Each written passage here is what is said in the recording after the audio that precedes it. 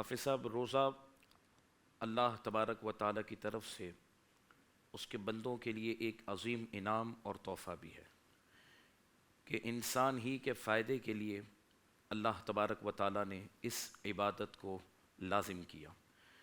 اور دیکھیں، اللہ تبارک و تعالیٰ کا قرب پانا یہ بندے کی معراج ہے۔ صحیح۔ اور اللہ کے قرب کا بہت ہی بہترین ذریعہ وہ روزہ ہے۔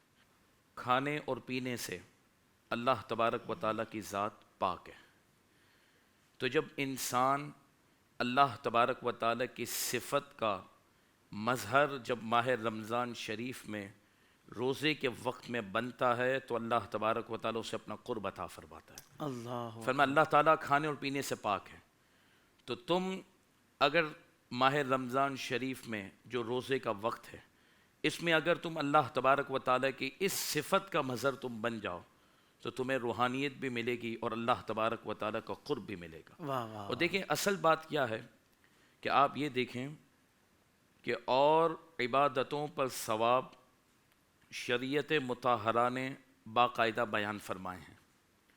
روزے کی فضیلتوں میں بھی احادیث طیبہ موجود ہیں۔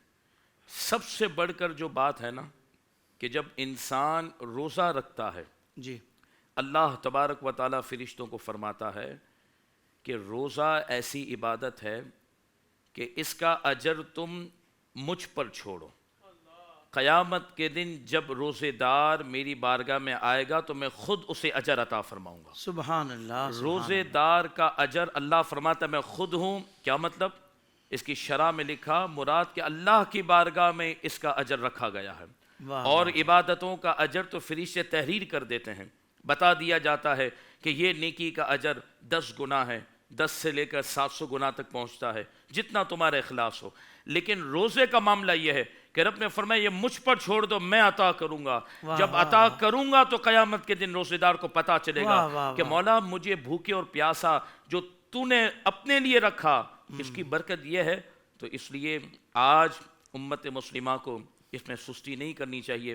بہت کثرت کے ساتھ حافظ صاحب دیکھا جہاں اور معاملات میں انسان دین سے دور ہے، وہاں پر روزے جیسی اہم ترین اور عمدہ عبادت جس میں سراسر انسان کا میڈیکلی فائدہ بھی ہے، دینی فائدہ بھی ہے، دنیاوی فائدہ بھی ہے، یار آپ اگر اس کو ملوث خاطر نہیں رکھتے اور یہ گولڈن موقع جو سال میں ایک مرتبہ آتا ہے اس کو بندہ اگر اپنے ہاتھ سے ضائع کر دے تو پھر یاد رکھیں یہ وہ نقصان ہے کہ حدیث پاک کے مطابق اگر کوئی شخص جان بوجھ کر بلا وجہ غیر شرعی جان بوجھ کر بندہ اگر روزہ چھوڑتا ہے، میرا آقا فرماتے ہیں پوری زندگی بھی اگر پھر وہ اس روزے کی قضا کرنا چاہے تو اس کا حق ادا نہیں کر سکتا۔ اللہ اکبر۔ اٹے کٹے لوگ ہیں، میں روزہ نہیں رکھ سکتا، میرا معاملہ یہ ہے، تو یاد رکھیں دیکھیں صرف ڈرانا مقصد نہیں ہوتا، انسان کو بتائیں۔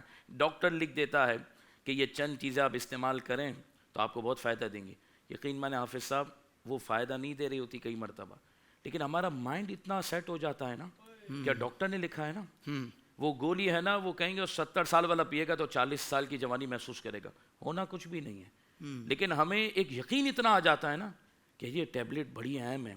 تو جب انسان کا مائنڈ سیٹ دنیاوی چیزوں کی طرف اتنا آ جاتا ہے اور اس سے وہ فائدے لینا شروع کر دیتا ہے، قرآن کہہ رہا ہے، رب فرما رہا ہے جس نے ہمیں پیدا کیا ہے، جن کے امتی ہیں وہ محبوب ہمیں فرما رہے ہیں تم روزہ رکھو تو تمہاری صحت بھی اچھی ہوگی۔ سب سے بڑی فضیلت یہ ہے کہ میرا رب فرماتا ہے کہ روزے دار کا اجر میری بارگاہ میں ہے، جب وہ مجھ سے ملاقات کرے گا تو میں اسے اجر عطا فرماؤں گا۔ سبحان اللہ، سبحان اللہ، کیا کہنے